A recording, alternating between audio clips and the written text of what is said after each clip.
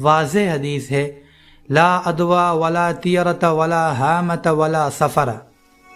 ترجمہ، لوگو نہ کوئی بیماری خود بخود لگتی ہے، نہ کوئی بدشگونی حقیقت رکھتی ہے، نہ الو میں نحوست ہے اور نہ ہی سفر میں کوئی نحوست ہے۔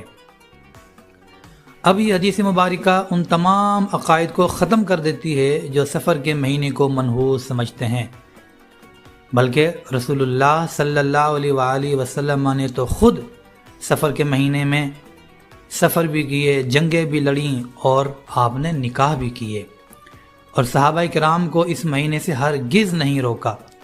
لیکن ہمارے معاشرے کے اندر بہت ساری غلط فہمیاں مشہور ہیں، مثلاً کہ سفر میں شادیاں نہ کرو، یہ منحوس ہوتا ہے، وہ شادی زیادہ دیر نہیں رہے گی، طلاق ہو جائے گی، اور پھر اس مہینے میں آفتیں اور بلائیں نازل ہوتی ہیں، یہ بیماریوں کا مہینہ ہے، یہ 40 نحوست والے اس میں دن ہوتے ہیں۔ یہ ساری باتیں فضول ہیں اور ان کا کوئی اسلام سے تعلق نہیں ہے۔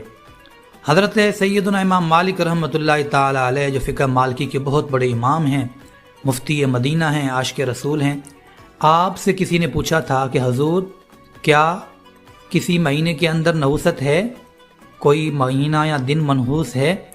تو آپ نے بے حد خوبصورت جواب دیا تھا جو قابل توجہ ہے۔ آپ نے فرمایا، لوگو نحوست تو گناہوں میں ہے، وقت میں ہرگز نحوست نہیں۔ جو شخص اللہ کی نافرمانی کرتا ہے ہر لمحہ اس پر بھاری ہوتا ہے اور وہ نحوست کے اندر گرا رہتا ہے۔